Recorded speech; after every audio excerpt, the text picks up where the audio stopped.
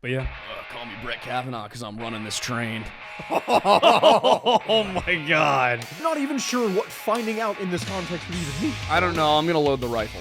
Yeah, you get a fresh 19-year-old that's just got his head chopped off, you know. Perfect. He looks and sounds like at least 6 people I've seen blitzed out of their minds at Eagles tailgate. Oh, yeah. Just going to drug an entire population with the most potent psychedelic chemical ever synthesized. All right, I'm done. I'm out of the show. It's over. All right. We need a new historian. Oh no, we were not prepared for this. You don't think that the men of the lasso can be cut? I think Mussolini would kind of be your hero. Mussolini.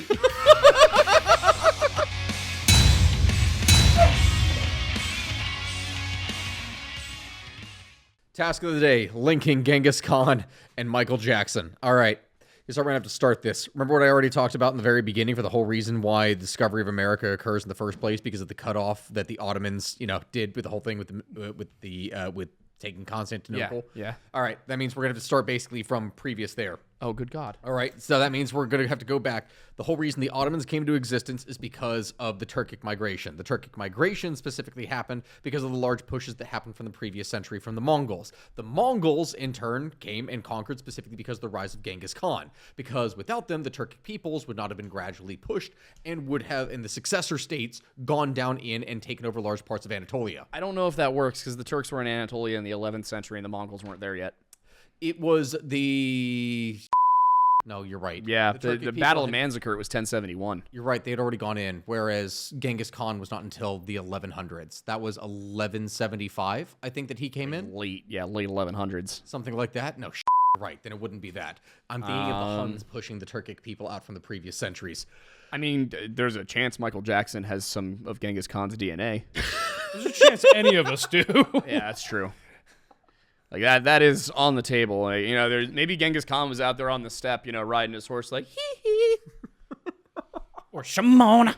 Yeah. Yeah. Maybe he moonwalked into battle every time. Zhang He is not my girl. I don't know.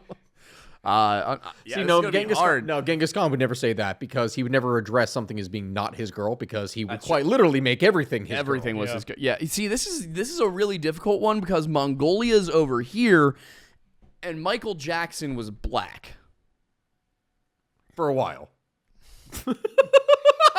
You know what? Valid point. Valid point. You're not wrong. All right. I mean, well, both world travelers. Imagine being it like... They were king of their own respective industry. Hang on. Imagine being sentient in the 90s and watching that happen in real time. Bro, did you guys grow up with the belief that Michael Jackson was the first trans woman? What? Is that just a thing where I went to school? No. I think that was just Stoga. Okay, I was not Stoga. That's even more concerning. School, yeah. Oh. Yeah. This is a different type of history. Go on. I don't know what to tell you, man. I just remember thinking Michael Jackson was a trans woman. And, I didn't even have a concept of what trans women were yet. No, I can for some reason say I had never heard anyone say that here before. Maybe this was just something Ian Dickinson told me and I believed it for some reason. Way to just name drop. Thanks, Ian. 5 minutes into an episode. Yeah, because somebody's going to find Ian Dickinson. Which one? It's Dixon. What? That's a deep Letterkenny reference. A deep pipe? Anyway, all right, no, we got to do this. Okay, so all right. There's got to be some way that the Mongol invasion affected Michael Jackson or even caused him. Oh, no, we do. Okay, Mongol invasion is specifically one of the things that helped to bring the Black Death in the first place, right? Yes, okay. It did. Okay, so what did the Black Death do societally across Europe? Right, because the Black Death and Michael Jackson's black. I thought I had it. Is this Patreon? No. Are you sure? I don't think that this... I think this is fine for YouTube. Mongols bring the Black Death, all right? Yes. From the Black Death here, we have specifically the spread of disease throughout Europe. Causes a lot of people, and then Michael Jackson's Thriller involves dead people. Yes, okay. See, now we're getting like Night of the Living Dead. That's where we're getting... Okay, all right. So the connection is zombies. Yeah. No, but what I'm saying here in the first place is that Necromancy. it is thanks to the sheer amount of people that were killed that this is where you saw societal changes that would develop in Europe afterwards. The beginning of the breakdown of the feudal system would specifically occur because of this massive loss of life. So you started to get more people who had larger shares of farms, had higher wages, etc. You see the rise and development of earlier forms of industry, and this is one of the things that helped to actually propel different things for like European society forward. And from that, with this, like with the developments that you would see afterwards, this is what then contributes to European exploration. Right, and if we have European exploration, we have European colonization, then we have Europeans bringing slaves from Africa, which is how Michael Jackson, as we've established, a black man, would have gotten here. His ancestors would have come over because of that. Yes. So, and then we have to change nothing else because afterwards it's just history follows the same as it does. Exactly. All right. And then Are Michael we Jackson. are we sure that the Jacksons were descended from slavery? Let's. when did We don't know. probably? But what is the likelihood? The likelihood is high. Yes. We don't know this for certain, Yes. and I do not know Michael Jackson's family's personal history, but the chances of it are high. Yeah. I think it's important If to know you that, go like, back you know, by 100, 150 years before that, you can almost guarantee it. we're getting a real-time fact check confirmation here from Mattis. His ancestors included a Choctaw Indian who fathered a child with a woman enslaved on a plantation. We did it. Okay, we did it. We did it. We used Genghis Khan to the Black Death to European exploration to slavery to get to Michael Jackson. Welcome back to History Unhinged. This feels so wrong to have actually Yep, begun yep. it as like this. Yeah. It does, but I mean, there's a black woman in here right now. So, Gabby, are we cool? All right, Gabby approved. There it is. We should create a little like virtual sticker for Gabby approved. It's just a picture of Gabby going, No, you don't understand. In any conversation that we have, if she's being sarcastic to me, the response that I get is just black thumbs up. That's all that I get. Like the emoji, like where's the hand just doing this, and that's just what she does. If like I'm saying something, but she's pissed off at me for some reason, then it's just black hands up. That's all it is. Like just thumbs up. That's it. Here's the real question I have actually. Does somebody using the white hand thumbs up where's this indicate going? racism? No, that was a genuine argument that was a people were thing. making back in like the late 2010s. What am I supposed to do? Use the yellow one? Yeah, because the thought process is if you were so determined to use your skin color rather than the white one or the yellow one that was the default, then it means there's some like weird affiliation to your skin color that you have, so you must be racist. But then by extension, you would make the same argument with anybody using the black and brown ones. No. It's just the white people. I don't know what you're talking about. I have I'm to blue. go return some videotapes. Listen, man, I've been playing as a red guard in Skyrim to be woke this whole time. Let's see Paul Allen's victim wheel. The victim wheel. The fact that that's not remotely connected to what we're talking about in any way. No, I know. Like, yeah, that's... Do you want to explain? I can't remember the name of the game. Worst case scenario. I Yeah, think? we were playing this game called Worst Case Scenario where that'd be fun to play with you guys. you actually. draw 5 cards. Each card has something bad happening on it, and the person whose turn it is has 5 chips from 1 to 5, like bad to the worst. And the goal is for you as the player to try and figure out what they've ranked everything. Okay. So they rank it upside down, so all you see are X's, and then everyone else at the table has to guess what they ranked it as. And whoever gets the victim wheel is a wheel that has like bonuses on it. I feel like this would be a very easy game to play with just different historical events. Oh, that would be a fun one. Just ranking it from like Yeah. Yeah. in order for worst. We were playing the other night, and I I start putting the cards down, and I got through like one, and then I just get to several hours of turbulence on an airplane, and everybody knew immediately that was going to be number 5. Yeah. So like normally they put all the cards down and then they start voting and then you start voting. I couldn't even get through reading it. He didn't even get through all the cards before we all lined up number 5 underneath it. Yeah. I hate flying so much. This is why we're driving to Yellowstone. Oh, dear God.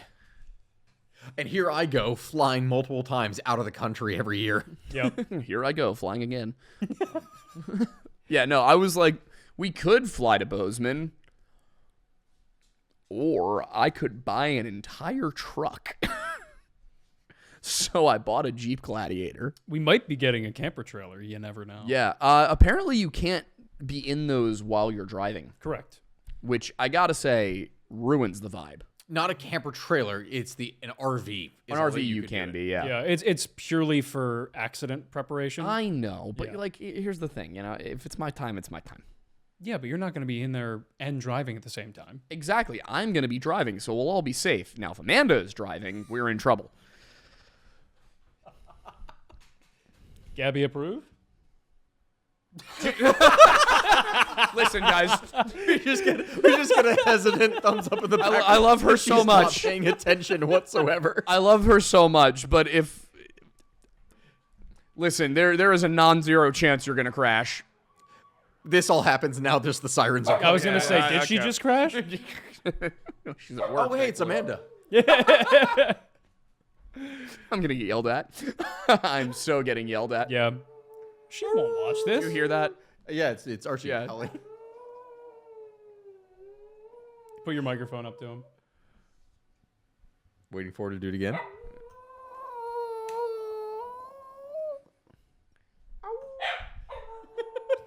Come here, Absolute Archie. champion. Archie, what would you like to say to the people?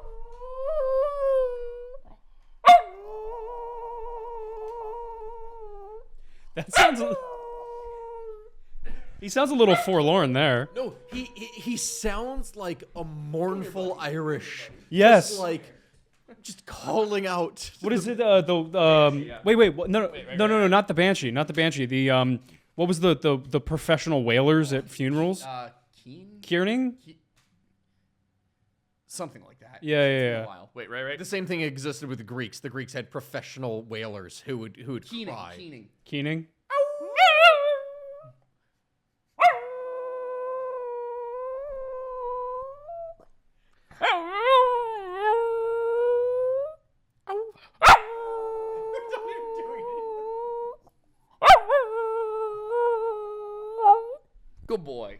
Good boy.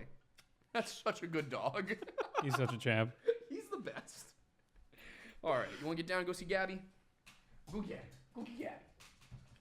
All right, let's see in here. So going through the comments, because obviously when we were trying to figure out different stuff for topics of what it is that we were going to be talking about. I like the mythical characters one. I know exactly. So I'm going through the list on here in the first place. And obviously what we try to do is we were posting onto a community post here for the page. And we get one from Nero Falls Official who says, which mythological figures, like Arthur, Achilles, etc., seem to be the most plausible to have been real? I'm down for that one. Okay. All right. So if we're talking about most plausible, and it says mythological in the first place, that means heroes. We're not talking necessarily religious figures, but ones who are actually based off of real people. Yeah, I think heroes. Well, does Odysseus count? I would say Odysseus counts. Yeah. Yeah, Odysseus, Aeneas, Achilles. Those would all be Greek. Hercules arguably would be an example. Yeah. A lot of the myths that people would associate would be the Greek ones. At least that's in people's immediate knowledge and heads. Yeah. I mean, I would go ahead and start with Arthur. King Arthur is, historians are kind of split 50-50 on it about whether or not he existed. And that's even historians, of that specific area and period. What time period was it supposedly to have been? So that's where everybody gets confused, because our Arthurian literature spans about 1,000 years. Okay. And people commonly associate Arthurian legend of it's Knights of Camelot. It's actual night. No. Sword in the Stone. It would make zero sense whatsoever from any of the time period. When do you think King Arthur would take place. Instinct would be like 12 to 1300s. Yeah, no. Arthur would have lived in the 5th and 6th century. Yeah, so every story that's told about him makes no sense chronologically. Well, so one of the first examples we get of Arthur in literature is from a poem called Iggedothin, and it's composed around the year 600 AD, and it is about a battle between the Angles and the kingdoms of Strathclyde, Altclut, Gododin, Regev, all these different like northern Brythonic Celtic kingdoms. Oh, I was in Strathclyde a week ago. Oh, good for you. How was it? Did you fight any Saxons? No, but I did. I did. You did? I did actually Good find man. some Saxons, specifically because up in the castle we went, there was a guy who was a reenactor who was dressed as a Saxon teaching people things. Beautiful. Nice. Yeah.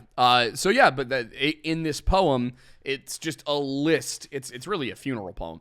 It's a list of like the 300 warriors and their deeds. And it gets to a guy named Gurarthur.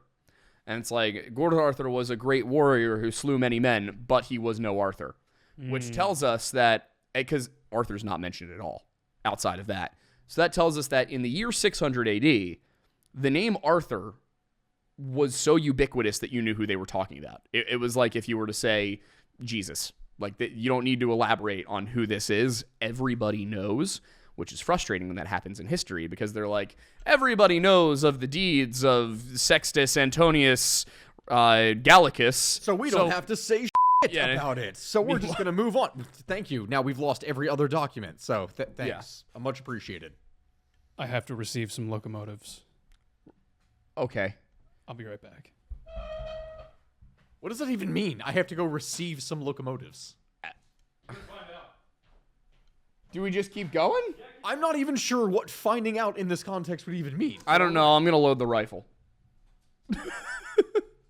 It's just that one Steam game where you're inside of an evil train. What? No, not you're inside of an evil. So there's two ones. There's one where you are actually inside of an evil train that's been taken over by a like a Cthulhu horror. That is one that is actually a recent one. The one that has already come out though is the one where it's Choo Choo Charlie. You're being chased by the evil train. Do you not know what I'm talking about? No. Hold up. No. You all in the comments, you know what I'm talking about here. Choo Choo Charlie. I am not making this up here. We stayed on topic for maybe 47 seconds. Sorry, it's Choo Choo Charles. You don't know what I'm talking about with that? Never in my life have I seen this. Like it's a horror survival game where you are going across an island being chased by a train. I feel like you could just not be on the tracks. No, see, the way that you get around the island, because if you're on foot, it will catch you and it will kill you because it has spider legs. So it can go off the tracks. Yes. So your only way of getting around the island is on a train that is able to outrun it. Got it. Yeah. Horrifying. Yeah. Absolutely horrifying. Yep. Not a fan. So Arthur, by all accounts, appears to have been real, or at least what the thing He was that famous. He was famous. And then from what I understand, one of the more common theories is that it may not have been one person. It may have been an amalgamation of people that people began to associate as, oh, this is Arthur. Yeah, there's a few theories on it. One of them is that. One is Arthur was several different kings and generals that ended up getting melded into one figure. But to be perfectly honest, if something is composed in the year 600 AD by somebody who was born 50 to 60 years prior to that, which puts them within a generation or two of Arthur's life, and they refer to this guy as one person, that suggests to me that it's one person. Yeah. What's interesting is you do get later accounts that go into the actual history of this character, and it makes sense that Arthur is described in the way he is because those accounts don't describe Arthur as High King. He is not the king of the Britons. That's Vortigern. He is not he's not even king of a kingdom. He is Arthur, though there were many more noble than he, was chosen 12 times to lead the Britons, which suggests that he was not the king of anything. He was not the general commander of any armies. He was some guy that the kings all went, that's our leader. It's a Cincinnatus character, basically. A person who is appointed to lead temporarily. It's kind of like a strategos, like a Roman consul. And that makes sense because the timeline that we're looking at here is somewhere between 450 and 550. Because this is the first Anglo-Saxon invasion, which off the top of my head, I don't remember the dates for, but it's like I think it's the 490s that starts. It should be, because this is where you have the migration period where it is the Saxons, the Angles, the Jutes, and the Geats that are all going across. I think there's a couple more in there, but those are the ones that I know off the top of my head. Yeah. But the Frisians, were the Frisians part of that? No, I don't think the Frisians were there, but they didn't cross. Yeah. Same people, generally, didn't cross. And that's kind of like the ancestors of the Belgians and the Dutch. But yeah, so you have these tribes that are migrating, and we know about them. And also, interestingly enough, we have accounts from France, before it was France, that are like, hey, all of these German-speaking barbarians suddenly showed up on the beaches of Normandy. For clarification, first Saxon invasion is typically seen as 449 to 450 AD. Oh, so I was too late. But yeah, so in that case, Arthur would have been fighting in the 450s, which means that Anirin, who's born... Yeah, so Anirin's parents... Oh my god, it's actual trains. Oh yeah, he meant actual trains. Anirin, the poet Anirin, his parents, and Gildas. Interestingly enough, Gildas does not mention Arthur. And Gildas and Anirin are supposedly, potentially brothers.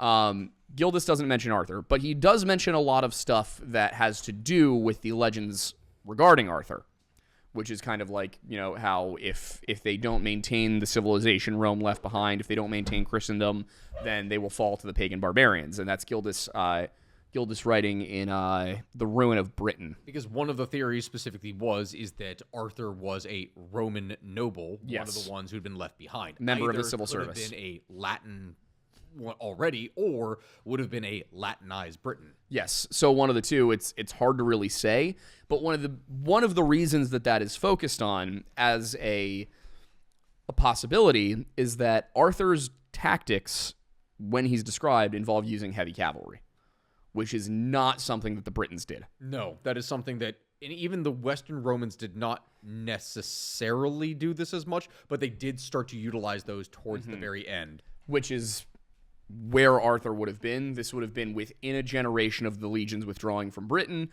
So, and when they left, they told the Britons, like, hey, you guys have to defend yourselves. Like, they didn't technically cut them off from the empire. They weren't like, you're no longer part of the Roman Empire. They just were self-governing. They were an autonomous territory.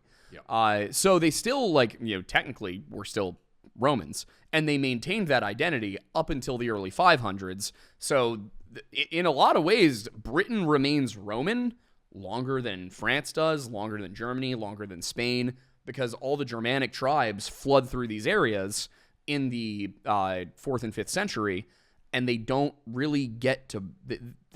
They don't stay in Britain. They fail. They try to go to Britain, but then, for some reason, somebody rose up and drove him out.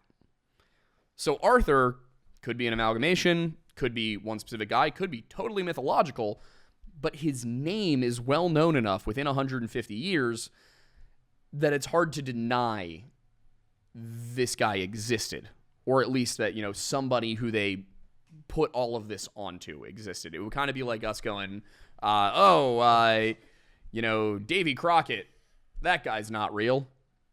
like imagine if in 1,000 years people were denying the existence of Davy Crockett. Yeah. Not a leader, not a general necessarily, but like a figure that is someone that could be pointed out that did a specific action. 150 years on, this is not a guy who's like particularly well recorded in history. I mean, there's plenty of stuff out there, but you don't learn a ton about Davy Crockett. But you say the name Davy Crockett, and most Americans are going to be like, I know that name.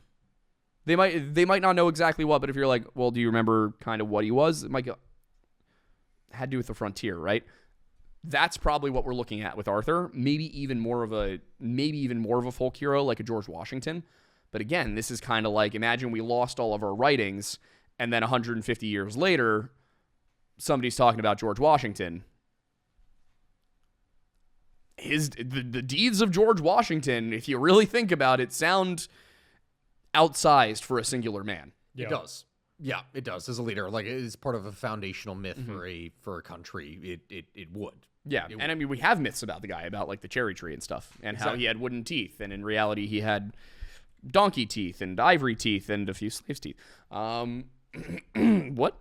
Human teeth were the most common thing that were utilized for dentures, specifically because medieval and as well as later surgeons going into the early modern period would go onto battlefields and would harvest the teeth out of dead bodies in order to use those. Didn't for even need an dentures. organ donor card. Yep. Like, quite literally, they would have just, there would be dentists that their thing would be going out and just harvesting teeth. It works because teeth aren't living. Not only that, but specifically, who are most commonly soldiers? Your teeth are not alive. The nerves connected to your teeth are alive, but your teeth themselves are not alive. They do not reproduce cells. That's why I still have a chipped tooth. Right. So, Your teeth do not reproduce over time. They're not bones. No, I know. They're enamel. what age are most soldiers? Early 20s. Who, in comparison to the ones that are later on in life, typically would have the best teeth. This is why battlefields were sought, because in comparison to someone just dying randomly in the street from disease or something in the city, who might be in their 30s or 40s and have been through a little bit in life, you get a fresh 19-year-old that's just got his head chopped off, Perfect. Yeah. Teeth are perfectly fine. Take those out, use them in the next guy. Makes sense. Also, I do want to clarify. Double it this and pass wasn't the next planned. one. This was not planned, especially not after the rant that you just had an hour ago, specifically about trains. I don't believe you. I picked this up this morning. I came here this morning. Only after last episode did I see the message from one of our followers saying, "Hey, do you want some trains today?" Just so happens. Which, I gotta be honest, is a diabolical way to DM a YouTube creator. Yeah. Hey, buddy, you want to try some trains? Want some trains? But yeah. Call me Brett Kavanaugh because I'm running this train. Oh my God. Kind of screwed up that they accused him of all of that. Yeah. Was any of it true though? No. Because that's the thing. It's only screwed up if it was a lie. They were like... Nobody ever came forward to corroborate anything they said about him. That's brutal. In fact, a whole bunch of people came forward and were like, yeah, that straight up didn't happen. They were like, we don't know who this woman is. None of us know who this woman is. Yeah, so guys, maybe let's chill. I think we've gone a little too far with the political mudslinging. Granted, it's not as bad as it once was. It was, in fact, worse in the early 1800s. Almost everything was worse in the 1800s. Most things were, in fact, worse in the early 1800s. But was life worse for peasants in the 1800s? That's really what I want to know. yeah, see, than now it see, is this now. We don't have peasants. Now, see, this is Here. Are you sure? what they did in Russia. I guess we do have migrant laborers. No, we had peasants back then. We don't have peasants now here in America. Yeah, but we had one guy who put in this, let's see, where is this? Would you rather be a peasant or a serf? Oh, Define the absolutely. No. It's going to be, technically speaking, all serfs are peasants. Not all peasants are serfs. Would you rather be a freeholder peasant or a serf? Oh, definitely a freeholder. Because that's the thing. You absolutely have to, because the whole point with the serf is that you are tied to the land. True, It is just one step above slavery. And the thing about this is that in any society that has serfs, that means that even if you are doing well, all of your rights of the labor of anything associated with the land is you have no control over that. That is something that is directly controlled by the owner, who can then in turn do pretty much whatever it is that they want with you. And that's even different. But you in do comparison to have someone the being like safety net of having your lord who has to make sure you're provided for to an extent. No. For any laws regarding serfs, there was nothing that required that they take care of the serfs on their land. They were... But if you wanted your land to get tilled, you did have to make sure the serfs were... You know what one of the most common alive. things was if serfs were unproductive? They could be kicked out. Or we're talking about... Wait, which period are we talking about here? So it depends entirely on what you're referring to, because... Okay, I was thinking like feudal. Like early, like mid-medieval, high medieval. It also is going to depend upon where you are. Remember, the end of serfdom largely came, just like what we already previously discussed with Michael Jackson, because of the Black Death. No, We related the end of serfdom to Michael Jackson. That's the We are point. so good. We're so bad. That's the point. All right? The Black Amazing. Death is specifically the thing. Serfdom was already kind of... it wasn't on its way out Do you think there necessarily. was a racial connotation to them calling it the Black Death? No. No. trying to It's screw because... them in this have you seen, like, what people's limbs look like? Yes, I know. Have you seen what happens, like, with their bodies? Why they called it the Black Death? I'm assuming it turns her skin like... You got these black bubens. Oh, yeah. So no, it's not the buboes. It's not that. It's because their fingers. Well, yeah, that their fingers turned black. Because what happened is the blood vessels inside of like your limbs would burst, which would stain the, especially around it's where your blood vessels were typically thinnest, which was usually at the joints, at your fingers, and other areas, which would cause these black splotches to appear all over your hands. This is a good one. Aiden, you had an interesting historical education in high school. For those who are not aware, they spent like a semester on everything before the Renaissance. Yeah. Oh, yeah. Okay. That was it. So Everything else was like what? early modern. Approximately what percentage of Europeans did the Black Death kill? Wasn't it like a third? That was the low end. Okay. 30 to 50%. Okay. It was in England, I think it was like 50%. Yeah, and in some places, like in the case of Italy, Actually, no, England was on the lower end, I think. It was. Yeah, England was on the lower, like the 30%. France and Italy got destroyed. Yeah. Really? There were Yeah. parts of Italy that lost over 90% of their population. Whoa. Yeah, 30 to 50 is the estimate on average across the entire continent. Yeah. There were parts of Europe where you saw drastic reductions. So the ones that survived Rome the at one best- point had a population of like 10,000 people. Black Death was 1400s, right? 1300s. 1300s, which Well, is the why, first time. Again, I'm not citing this here. I used to work with a brand called Chirp that is like audiobooks, and one of the books that we did in this is quite literally a calamitous guide to the 13th century or to the 14th century, because it genuinely is just it is 14th century is awful. But that's the other thing is like people, because the Black Plague is understood as a medieval thing, people don't realize that there was the main outbreak in the 1300s. There was another one in the 1500s and again in the 1600s. Oh, it kept on coming back. In fact, when I was in Scotland, we went into the Black Plague's back, all right. Black Death's back. All right. Everybody, So got your dead bodies. I'm not dead. what would typically end up happening is that they would have outbreaks of these varying different epidemics. People would die. People would leave the cities would get depopulated. Fast forward by 10, 20, 30, 40, 50, 100 years, and the city starts gradually getting repopulated again. Cities are cesspits of filth, especially back in the day before modern sewage systems. And also today. Yeah, and way worse back in the day, which in turn meant that you would get these periodic outbreaks. It's why you would have cholera outbreaks, typhus. You would have like Black Death, more. And so Black Death Diseases kept on had coming cooler back. names. Well, the fact is that you had the Black Death and you had White Death. Because that was the whole thing. And White Death was tuberculosis. And they also had the White Death, who was a Finnish guy. It was. Yeah, it was. Simo Hoya, right? Yeah, Simo Aya. Yeah.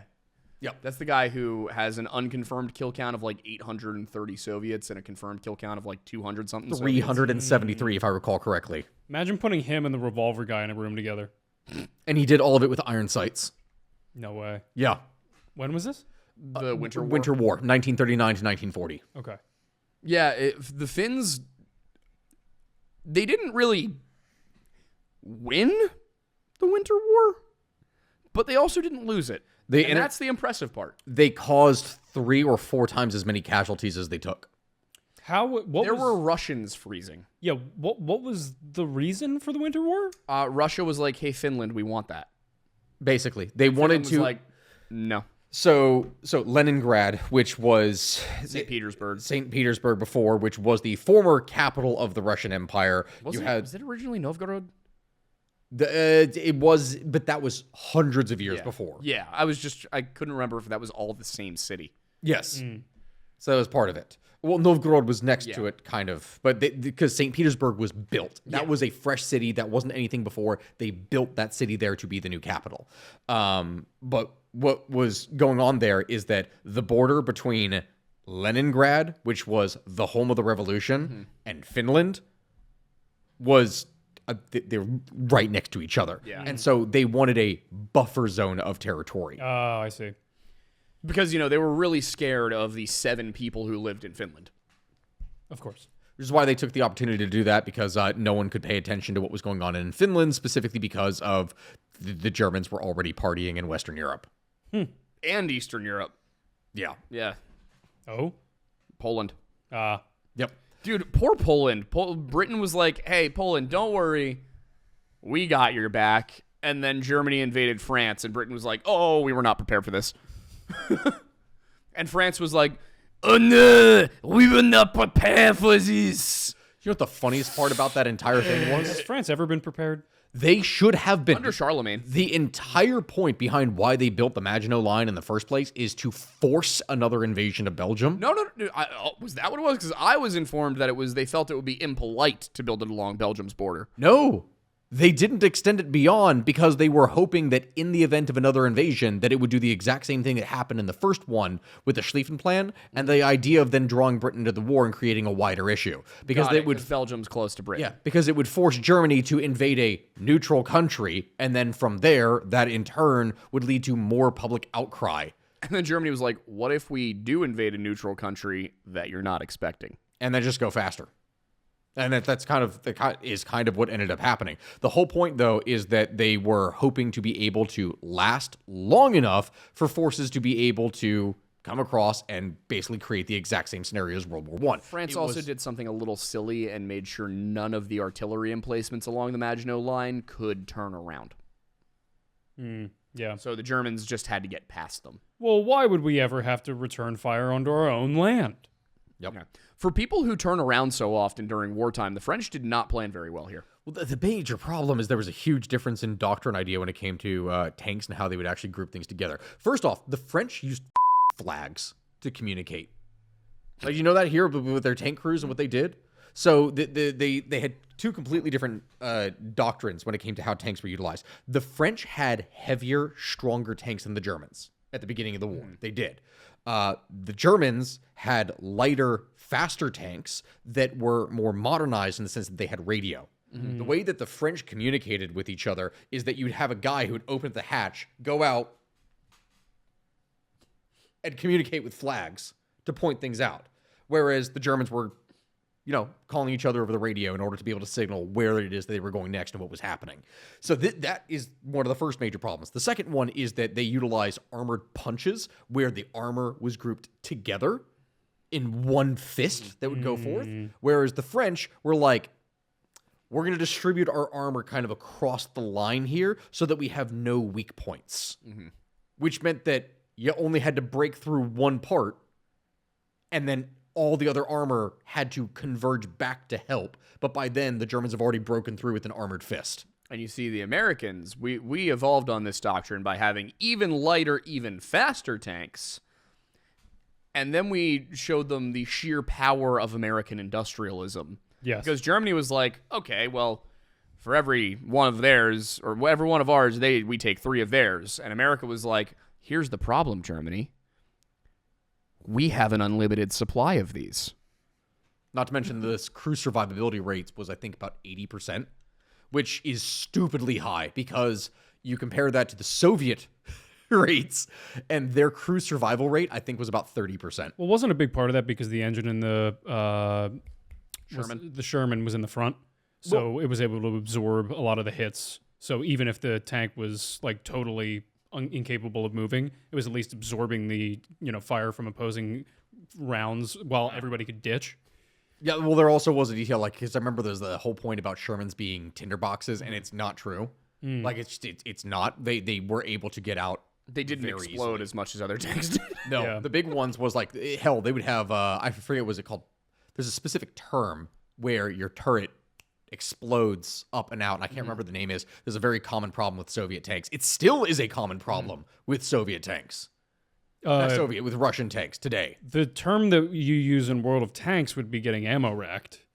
Maybe. Yeah. Which yeah, is- Yeah, but that's the thing is, like, American and Soviet tank doctrine were not that dissimilar. It was more that, like, Americans were like, all right, well, we want to make sure they come home. And on the Russian side, they were like, Throw men into the meat grinder. The We Russians- can always make more. The Russian side was quite literally, we just want to make sure that they get to the battlefield, because I think the average life of a tank was 27 minutes, something like that on the Soviet side. It got to a point, they were producing tanks so fast out of the Soviet Union that there were multi-inch gaps in the armor where it was physically nothing. Like, imagine what would happen if you had a window and you cracked the window open. And, like, that was the armor. Like, it wasn't welded shut. Yeah. It didn't matter. You just had metal around you to kind of protect you, and then you have to get the gun to the battlefield. That's nuts. They basically treated tanks like a big gun. Yeah. Yeah, there was also the part where one of my favorite things, the Soviets trained dogs to be like bomb dogs, which horrible thing to do to the dog, by the way. No, they trained obviously them to be bombs. This does hurt the animal. But they would. And people are going to misconstrue this. They're going to think that the Soviets were training dogs to sniff out bombs. No, they were training the dogs to be the bomb. Yeah. And what they, yeah. So here's the problem: dogs very trainable for the most part. That one. Well, Not he's so lazy. much, yeah. Anyway, the Soviets trained these dogs on the tanks they had. So when they put the dogs onto the battlefield, the dogs ran towards the tanks they recognized. Oh, jeez. Do you see why this is a problem? Yes, because they're doing the exact opposite of what they were intended to do. Yeah, the Russians have never been great at war. They have a large population, and that is usually how they do war. It is very fascinating to see what things are going to be like in 20, 30, 40 years, considering how Russia itself actually has its own birth crisis. Yeah. Oh, Also, it does? Yeah. Oh, it does. I knew about China's. I didn't know about Russia's. Oh, yeah, no, pretty much every kind of country. There is not a single country in Europe that had a above replacement level like growth pattern. Mm-hmm. Not a single one, if I recall correctly. Every single one is below the 2.1, and some of them are pretty bad. Russia is like kind of in the middle there, where it's not horrible like what you see in South Korea and others, but it is definitely not good. In fact, the one that I think has the highest, but is still below replacement, is France, if I recall correctly. Yeah. I think. Demographically, we're about to see something really weird, which is that birth rates are steadily declining amongst all Western nations, but not equally across the populations of those Western nations. It is primarily with atheists and agnostics, whereas you see Christians continuing to have 3 or 4 kids. You see Muslims continuing to have 3 to 6 kids. You see, Jews even having 3 to 6 kids. So we're going to have a weird demographic cliff where suddenly we're going to have less people, but they're going to be more religious and conservative. I need to verify this, and I'm speaking out my ass at the time that I'm saying this, but I believe I saw a statistic that said that this last year, for 2024, is the first year in decades that the number of religious people within the United States went up instead of going down. That's wild. Which is partially because we're having more kids than non-religious people are. Yeah. Yeah, so it's Also, things are getting worse, and people turn to religion in bad times. It is very funny that people like Richard Dawkins worked so hard to create new atheism for like their entire lives, and they did succeed in putting a dent in Christianity, but people didn't turn to atheism, they turned to paganism. Yeah. Because they were like, this is depressing as hell. I'm going to go believe in Zeus. Yeah, people need to believe in something, because if you don't believe in anything and you try living in this world for a long period of time... Dude, can you imagine living your entire life as Neil deGrasse Tyson? I don't know, he seems pretty happy. I don't think the people around him are. He seems like a nice enough guy, but every time I see him on Twitter, he's like, I'm going to say something pedantic. Was Carl Sagan an atheist? Yeah. Yeah. Brian Cox I like. The British guy? The guy from Succession? No. I think his name's Brian Cox. Am I thinking of the right name? I don't remember. The British astronomist guy. He's got brown hair, really polite, kind of meek dude. You could be describing so many people You're right describing now. the I'm sorry. entire island I of think his England. name's Brian Cox. I might be mixing it up with something. UK, country of England. For Yeah, those who Brian got mad Cox, at me. physicist and musician. Let me see. This guy. Oh, yeah, that guy. Yeah. He's a scientist guy. He considers himself, I think, agnostic. But he might even be atheist. But the way he views it is like, I don't know. Like, I can't know. And also, like, why make a point of trying to tear down something that brings people happiness and comfort? Well, it's also not a scientific discussion. It's a no, philosophical discussion. I think that allows us to actually move on to a very specific question that would be perfect for this. Self-transforming machine elf, which, wow, name, wrote unhinged cults, sects, and spiritual movements throughout history. Are you gonna Which bring up there are ones again? so many. I was gonna bring up Heaven's Gate. There are so many. Yeah. Guys like, hey, I'm a gay Texan and I'm Jesus. That's a real thing that happened in the 50s. I wonder how many people have claimed to be Jesus over the course of So many. And so many people have And claimed. a lot have claimed to be Jesus' brother, too.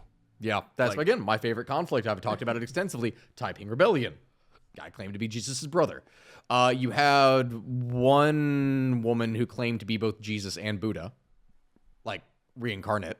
Oh. Yeah, there are so many different groups. But I mean, that's I think I already what talked was that about we bring up Manson's thing on the show recent. at some point. A little You bit, did. I think. Yeah. Because that was the whole thing we did with Gabby, which that episode actually would be the next one that would be releasing. Yeah. If I recall No, there's correctly. one more before that. There's one more before.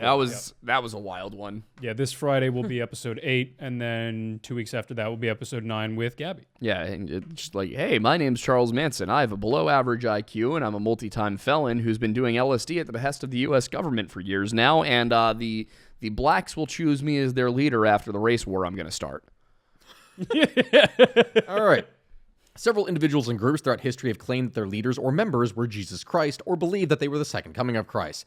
These include figures such as Sun Myung Moon of the Unification Church, Jim Jones of the People's Temple, Marshall Applewhite of Heaven's Gate, who claimed to be Jesus' successor, and other examples include Sergei Torup, who is Vissarion, who led the Church of the Last Testament, Alan John Miller, founder of Divine Truth, who claimed to be Jesus of Nazareth through reincarnation. Yeah. Have you guys here? Okay, There's a lot of it. And these are only have modern you guys ones. seen this guy yet? No. Oh, No. the Mahdi? No? I know Oh. nothing. Oh. I'm gonna. I'm I ready, think though. this is the. This is happening now.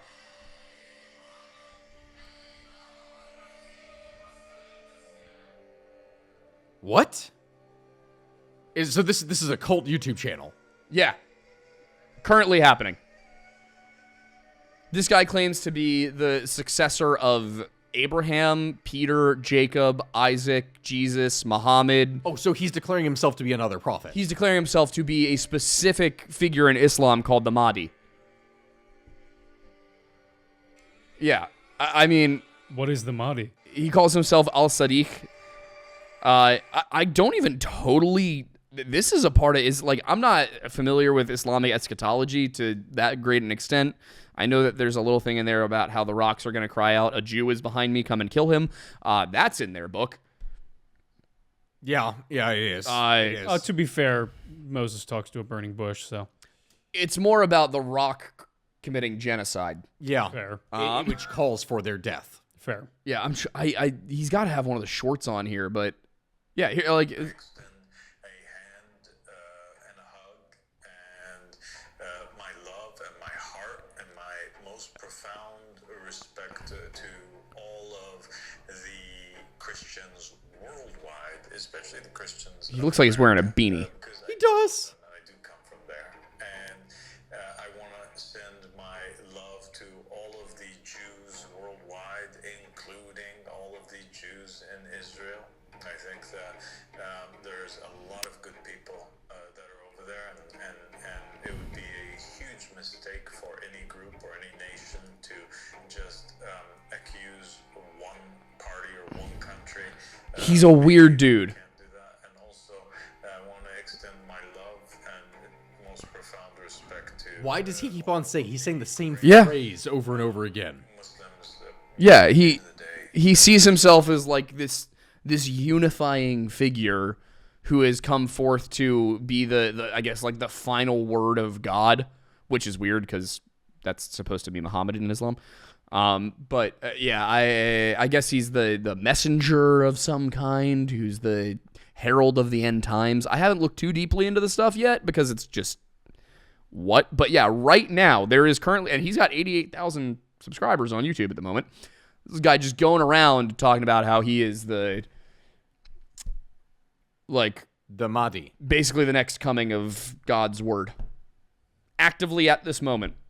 Because because 2025 wasn't throwing enough curveballs at us, right? It was just, we were like, I like how everything that we're bringing up here in the first place is specifically talking about modern examples of this stuff happening. There have been examples of varying different cultists and groups that have arisen throughout all of history. Like, we see different ones get wiped out at different points. Like, hell, there's the whole point with this is specifically asking the question about weird cults and ones that arose in different places. I know there are obviously varying different satanic cults that existed throughout history. There are ones that were people. One of the more famous ones that is like a niche cult is the cult of Mithras that started to appear towards the end of the like Roman pagan period, if you will, which that whole point was one of the ceremonies they had to be inducted into the cult was quite literally being led into a pit, right? Over top of you, there is a hole. A floor is laid across that's like lathe, I guess you could say, with this. So it's crisscross so that something can stand on top of it. They bring a bull onto it, slaughter it, and the blood flows down onto you in the pit. And like that's your induction into the cult. I got sidetracked figuring out who the Mahdi is and just came back to this conversation to slitting a bull's throat and the blood washing over you. But just to be clear here, the Mahdi, which means the guided, is a figure in Islamic eschatology who is believed to appear at the end of times to rid the world of evil and injustice. He is said to be a descendant of Muhammad and will appear shortly before Jesus. So the fact that this guy has come around has had a couple. This is in Sunni Islam specifically. In Shia Islam, this is one of the last of the 12 like eschatological imams. But yeah, so here's the thing. That description of this guy, for Muslims, oh, okay, this is the messenger of the end times who's going to bring us into, you know, the glorious age of, you know, godliness. For Christians, that's the Antichrist. Oh. So things are getting spicy in the Abrahamic fandom. So the thing that I always find interesting is the question of if Jesus really did return today, how many people would actually believe it? He doesn't, biblically, he doesn't return as just a carpenter. You're going to know. No, I know. He makes it clear. In what way? In Revelation is not a clear book. No, I know. But the vibe Revelation gives is you're going to know. It's not going to be like in the Gospels where he's like, no, don't tell people I'm the Son of God. No, I'm just a preacher. Okay, guys, I'm the Son of God. Like, you know, you're going to know is the idea. Also, there's a whole bunch of stuff that still has to happen that hasn't happened for the prophecies of Revelation to come true, so people need to chill. What gets really weird, though, in that circumstance is when you get individuals that adamantly believe that they are that, instead of waiting for prophecies to happen, a bunch of them will end up turning to like, well, we're going to have to make the prophecy happen in order for it to be real, which means that a lot of horrible things will probably in turn be done in order to kickstart the end times. You don't want to do that. Guys, you're not supposed to make Revelation happen, just so you know. It's going to be its own thing in its own time. Yeah, that's not your job. So I just looked up from this weird cults in history. Some of these I didn't even know about in the first place. One of the worst cult-related massacres took place in southwestern Uganda, Kanugu district in the year 2000. Really? So in the year 2000, some 700 members from the Movement for the Restoration of the Ten Commandments of God burned to death. Members of the cult, which believed the world would come to an end at the turn of the millennium, were locked inside of a church with the doors and windows nailed shut from the outside, and the building was then set on fire. The cult leaders who were suspected of their deaths were never found, so it appears to have been some kind of mass sacrifice. And that happened in the year 2000. Oh, good. Brutal. We still need to do a video on the Seekers, or the Searchers, whatever they are. I need to send this one over to Gabby here. She does a whole thing on deep dives into cults. That would probably be one that she would want to tackle. Has she ever done the one on the Seekers or the Searchers? No. They are apparently the one cult in the 1950s that was responsible for the discovery of cognitive dissonance in the field of psychology. Because I can't remember the woman who led it, but it was a rapture cult.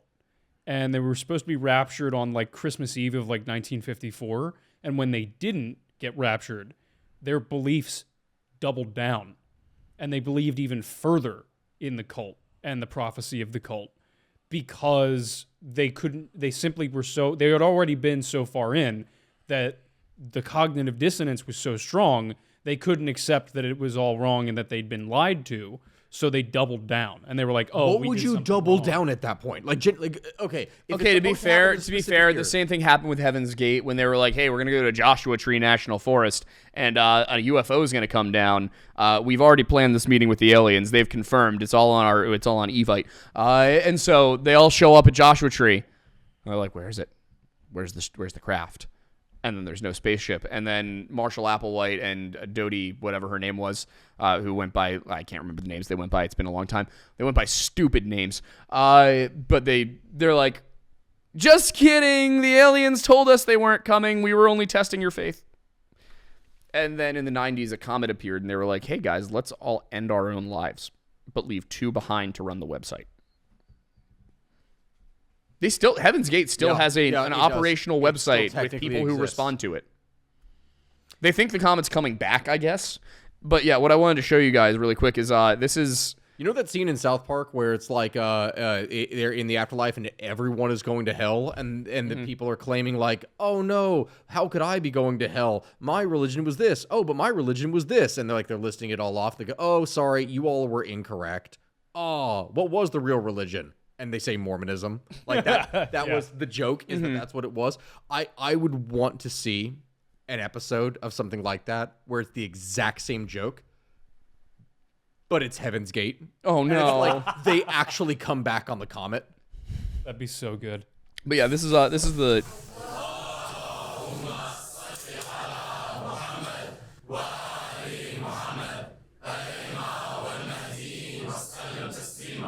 Have a seat. أعوذ بالله من الشيطان اللعين الرجيم بسم الله الواحد القهار وصلى الله على محمد وآل محمد الأئمة والمهديين وسلم تسليما. In the Torah, Musa alayhi salam, Moses said, this is how you will know that the Lord has sent me to do all these things. He's got a following. He does have an actual following, like an extensive one, from what I can see. And what's wild about it is you look at it, and it's like, how do you look at this entire setup with all the black and the chanting, and you're like, how do you look at that and go, oh, yeah, this guy's the good dude. I'm sorry, the first thing that threw me off and took me out of it was, have a seat. Oh, yeah, he's American. No, he's American. Yeah. He's just an American guy. He looks and sounds like at least 6 people I've seen blitzed out of their minds at an Eagles tailgate. Oh, yeah. Like, you got to wonder if he actually believes it. No. Based on the way he said, have a seat, I think he did it for the bit and for the cash, and it got way too out of hand. And he's like, it's going too well. I can't stop. Even if that is the case, for it's like something, at some point he probably started to believe it. You gotta wonder if he was sitting around with his buddies just having a beer one day, and they were like, no, I bet I could convince everybody that I'm Jesus. And he was like, no, I'm gonna convince them I'm Moses. And somebody else is like, I'm the Mahdi. And they're like, bro, what's that? And he's like, all right, now listen up.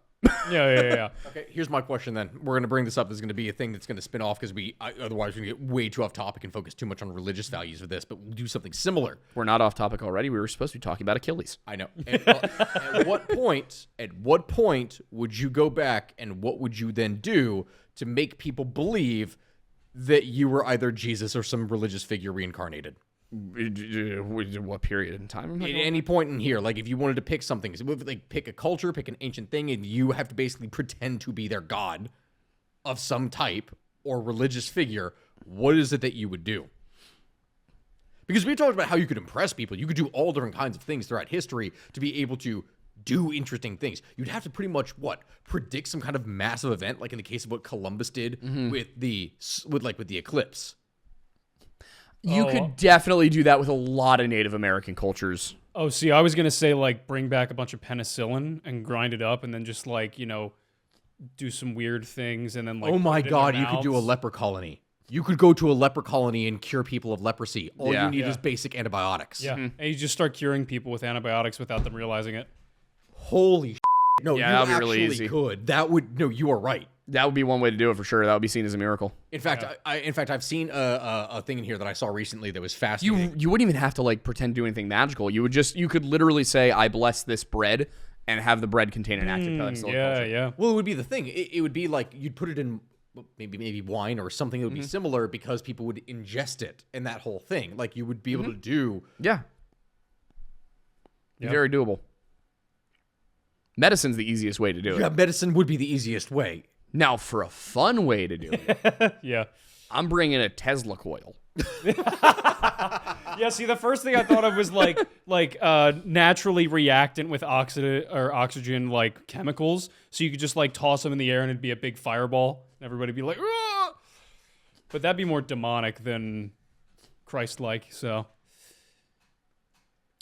oh no, DMT, duh, DMT. easy. I'm just going to drug an entire population with the most potent psychedelic chemical ever synthesized. Yes.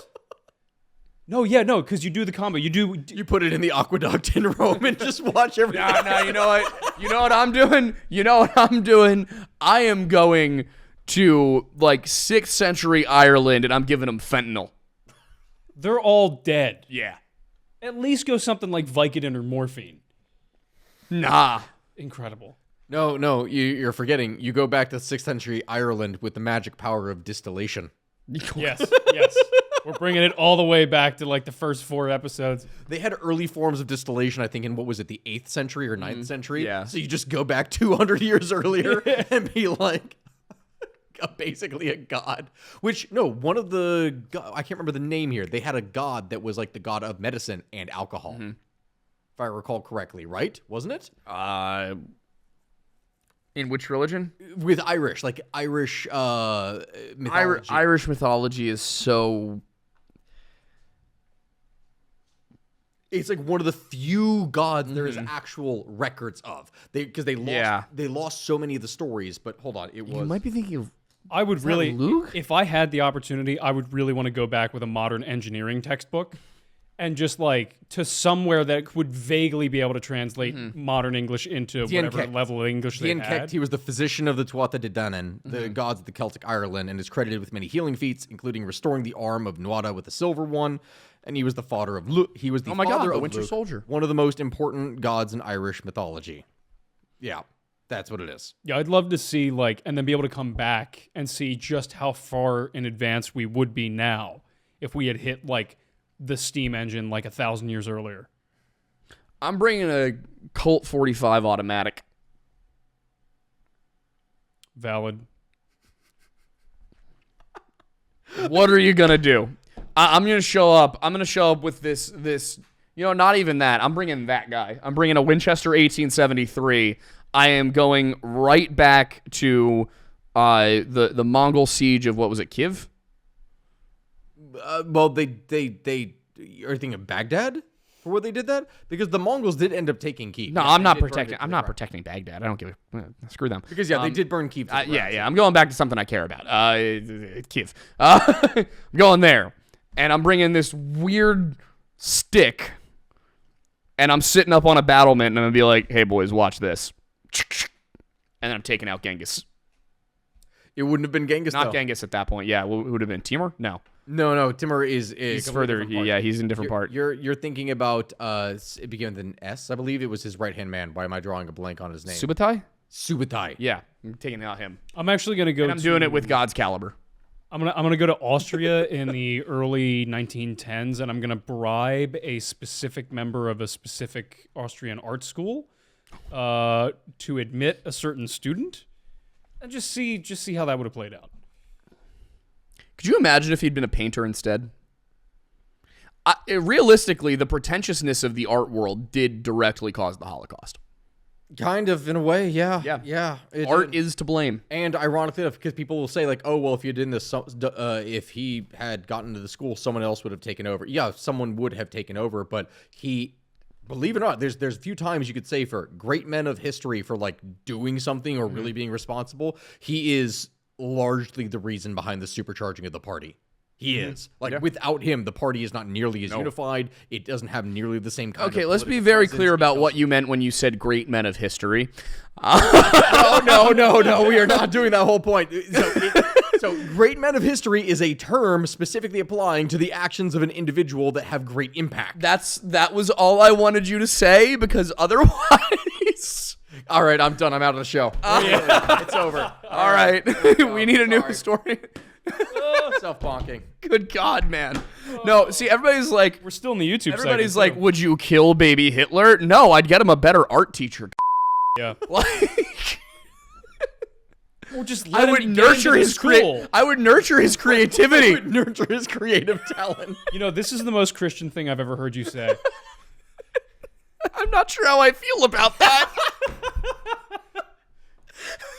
Nurture and love. It's just Adolf painting pictures of, like, it's just, at that point, it's just religious iconography.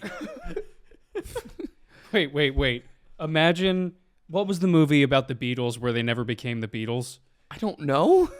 Oh, no, it wasn't that they never became the Beatles. It was like, it We're was, talking about yesterday? there was The movie where the Beatles never happened? Yes. Yeah. Imagine But a the guy yesterday. knows all the songs. Yeah, imagine yesterday, but instead of him meeting John Lennon at the end, it's meeting Hitler, who had been a prominent painter in the mid-19th century, held in high acclaim by Picasso. Oh, God. This is the alternate history we could have had if somebody had just let him go to school. You know what? I'm going back and I'm just putting Mussolini in charge of the trains and nothing else. oh my God. He handled the trains very well. Yeah. I would think Mussolini would kind of be your hero. Mussolini. Phrases said out of The context. Italians do two things very well aside from food, and it's trains and guns. I feel like They're not very good at using the trains or the guns. I feel like I could have persuaded Mussolini to stick with the trains and been like, look, listen, brother, it's not worth it. It's going to be a lot of stress. Have you seen these new designs? Because they're pretty baller. I'm going back and I'm being like, Joseph Smith, wait, no, she's only 15. What? And he would have said, already? All right, He would have said, that's too old. Bring 'em young, brought them young. He was Bring off the 'em clock, young, therefore. like, bring 'em young. Literally, bring 'em young, brought them young, man. I don't think there is a single religious group that we have not upset in this episode. How can any of this go on YouTube is my question. It can, and it will. Or this is the one we give to people. Let's see, we have We done were supposed to be talking about Achilles. historic. No. Here's the problem. We're so far into it that we cannot stop and restart and do another one because we'll lose the hour. No, it No, wasn't this- yeah. Achilles. It was mythological. I know, but he figures was on and their there. historical, like whether or not their actual history. You're right. You know who's a historical figure, like a legendary figure that I think could have been real? Is Obama. Well, his last There name was a Care. clan in Japan that was the Obama clan. So yes, What? yeah. No, like you have the Otomo, you have the Satsuma, you have the Mori. The Obama were a clan. You have the Why Obama. did nobody bring this up during his presidency? And guess I what don't they know. specialized in? What? Administration. Hope and change? Basically. For anyone who's played Shogun 2, Total War, the Obama clan that were specialists in administration. They were presidents of their time, if you will. It was wild watching Battleship and seeing them using clips of him. Yeah. I was like, wow, this was this long ago. Yeah, man. Dude, Mexican food is so good. I wish Spain was real. That's where we did get the rancheros. Yeah, that's true. Yeah, Cowboys. We went over this. We did. And Steven, you made the argument that Jews were the first cowboys, and that pissed me off. That made me angry. Oh, I loved it. It was so good. I was just saying things because shepherds. Wait, why did that make you so angry? Yes, Aiden. Tell us in extensive detail. You know, I think the way I'm gonna defend You don't this. think that the men of the lasso can be cut?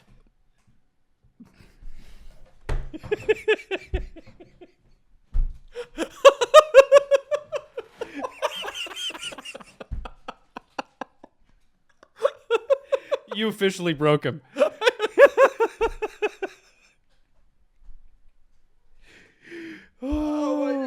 This really is the most unhinged show of all time. I'm trying to go through the list because here's the thing. Everything that I've been bringing up, ironically, we've covered a variety of different things that are on the list from all this. Yeah. We have done some of the mythological figures. We didn't talk about the whole thing with the slave trade, which at this point, with everything else we've done, I have some concerns for how that could go. Let's see. All right, I'm not justifying slavery, but How about how multiple unrelated cultures had some form of dragons in their folklore? That was a thing that for me as a kid, I always thought was fascinating. But in my mind, there was always a very simple explanation. Which was? Dinosaurs. Someone found fossils of something in the past, like remnants of. You break open a rock Probably. at some point in a quarry, you find what appears to be an outline of something, and you go, oh yeah, there were very clearly dragons here. I mean, look at these. Look at this partial skull that is right here. That's a dragon. You look at a T-Rex. If you actually saw an outline partial of a T-Rex, you're going to tell me that you're not thinking, oh God, that's Smaug? Yeah, I always thought it was a little more psychological. Like, I would imagine it probably had some basis there. But when you look at dragons, and especially the different interpretations of what dragons are in different cultures, they generally reflect some level of major predators within the realms from which they have contact to. So, like, in the East, like, large predatory snakes are a thing. So it makes more sense that they're a little bit more snake-like, whereas in the West, you've got things like, because you also have, like, forms of crocodiles or, like, crocodilia out there as well. So when you combine them, plus it's like, what would make these more terrifying? Well, if they were like birds and could reach you anywhere. So the wings makes sense. Fire is dangerous.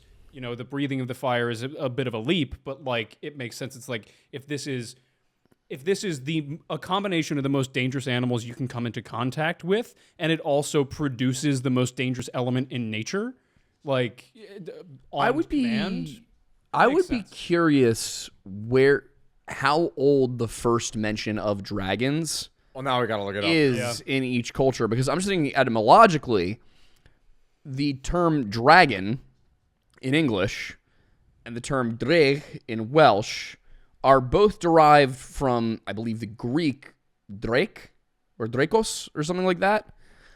And for example, St. George and the Dragon is actually a Greek story that got transplanted into England.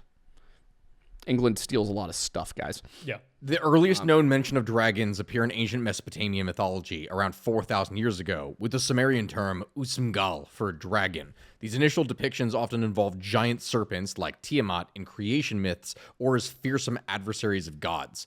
Chinese and Indian legends also feature dragons around 2700 BC, with Chinese dragons depicted in jade carvings and pottery from the Neolithic period.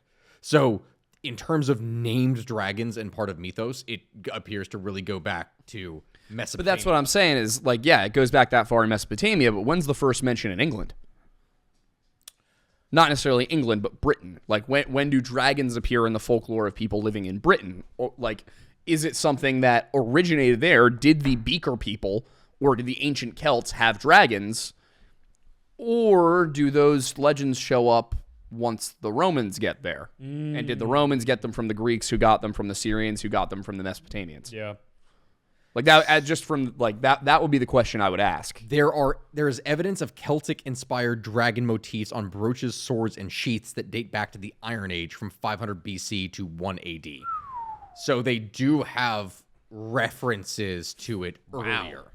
And that's the whole weird part about dragons, is because seemingly multiple different cultures had convergence on this idea of a dragon. I'm gonna have to do this for Lore Lodge. Yeah, well, this is why I think This is gonna be a good Lore Lodge video. Where's all these dragons coming from? This is why I think You it's see more a psychological. surge. You see a surge in the medieval period because of the popularity of St. George and the slaying of dragon. Like that story becomes incredibly popular, and then dragons start appearing everywhere. The Welsh utilized, I mean, obviously their sigil to this day is a dragon, but it's actually been a dragon for a very long time. Like going back basically to the beginning of Wales having a national identity, which started with the Anglo-Saxon invasion. Oddly enough, it did not start with the Roman invasion. They didn't really pick up on we're this and the Romans are that. Because at that point, it wasn't even necessarily Welsh as we associate with they were modern-day Brythonic Wales. Celts. Yeah, and there was a whole mix where it's like the northern part was more picked. Like even the kingdom of Strathclyde itself there was like from the north. That was like proto-Scottish. So that's the thing, is the way it's kind of viewed in terms of why we have a distinction between the Britons and the Picts is that distinction probably didn't really exist prior to the Roman occupation. Because back before the Roman occupation, there was definitely, you'd see the people all the way up here, and they were pretty distinct from the people all the way down here. Yes. The people up in what's now Scotland you would have been able to tell that they are not the people who lived at the end of the River Thames. But once the Romans get there, the people below Hadrian's Wall get a sense of identity because they're Romanized. So anything that they still maintain a lot of the things that made them Celtic. Britain is one of the few places where you really see that Celtic identity or the indigenous identity did not fade with time as Rome remained there. By the time the Franks are taken over in what's now France, Gallic identity is gone. It does not exist anymore. It's been so. It's same with Spain, same with Greece. I mean, most of the places where Rome had been for hundreds of years at that point, they did not have a sense of connection to the people who lived there before Rome did. That doesn't happen in Britain. But what does happen in Britain is they do all understand that the people below Hadrian's Wall are more civilized than the people above Hadrian's Wall. And so that's where you kind of get the beginnings of a Welsh identity, but they understand themselves as Romano-British. And this is what Gildas is lamenting in The Ruin of Britain is, hey guys, if we don't stand together, if we don't take the things that make us who we are, which is our civilized nature and our Christianity, we will fall to the pagans. And then, of course, this is the fascinating part. Gildas is writing this in the early 500s. It's prophetic because he's right.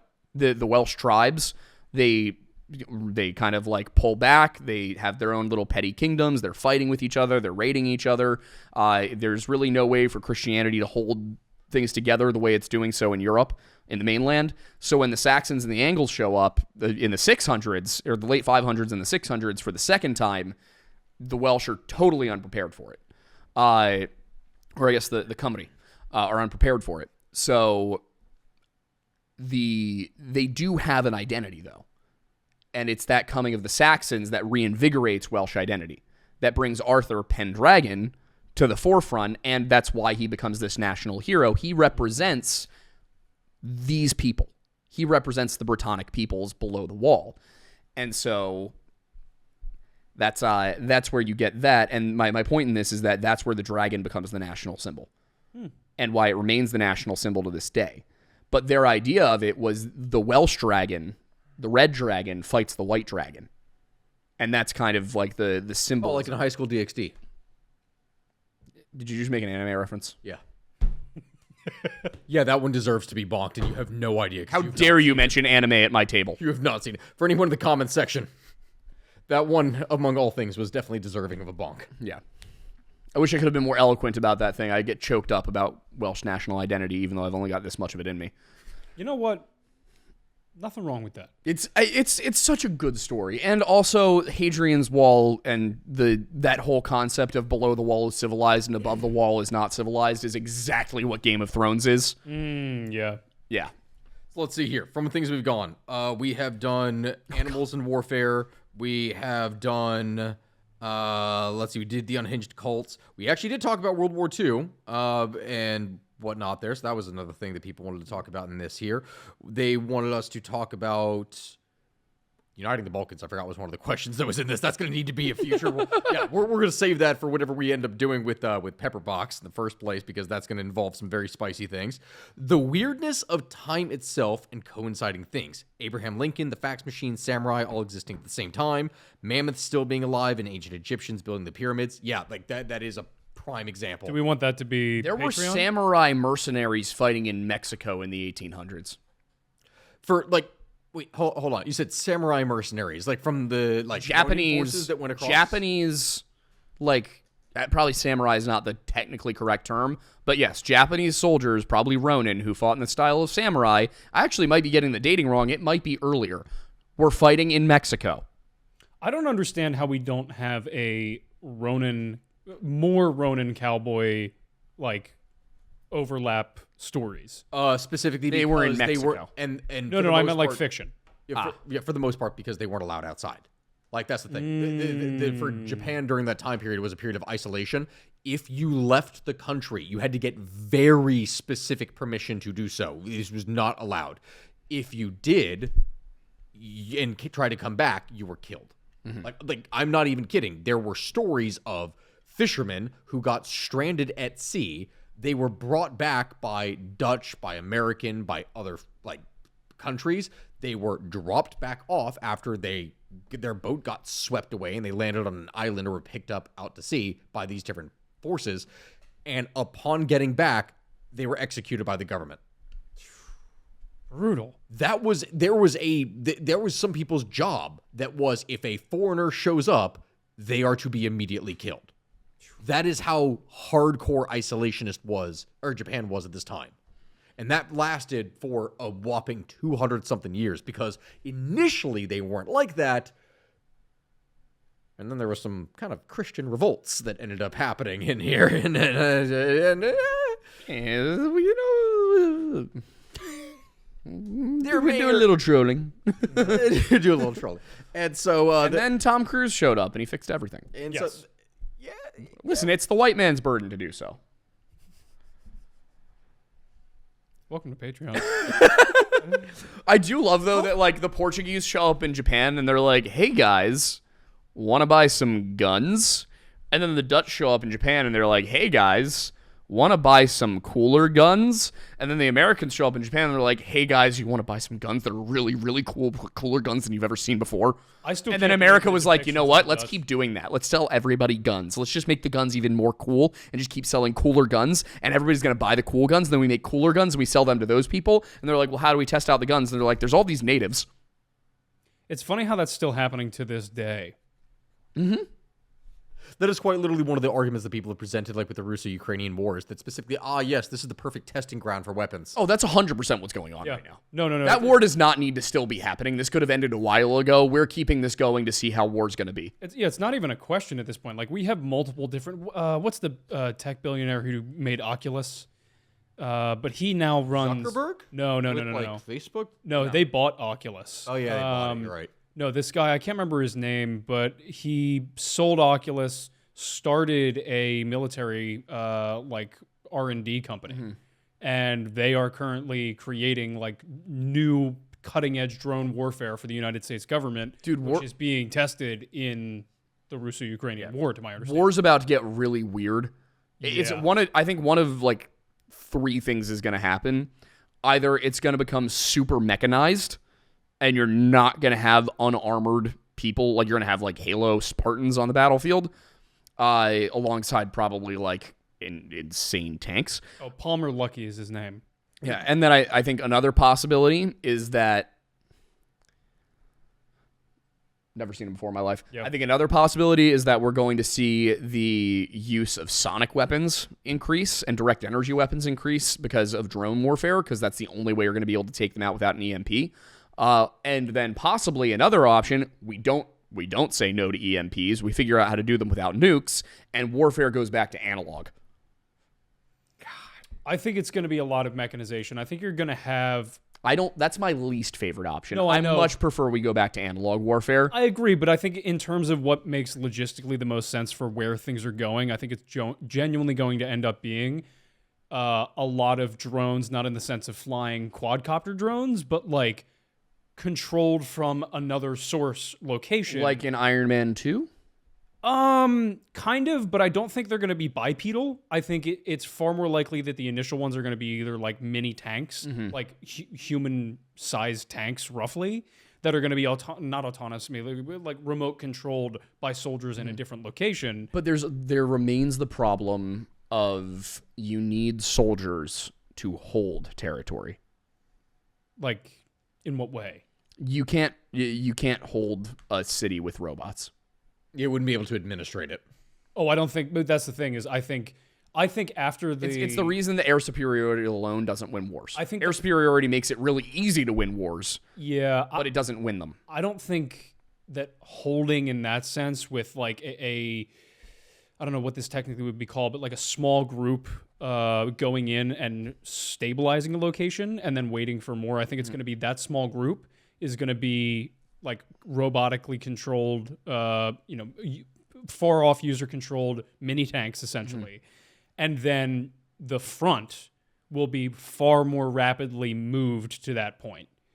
Maybe. So essentially, it's like if once it's cleared, then it becomes a part of the territory, and then is essentially indoctrinated into whatever government or overseeing authority is utilizing that space. They're going to move their people in. If I end up fighting in a war and there's robots, I am going to invent new war crimes.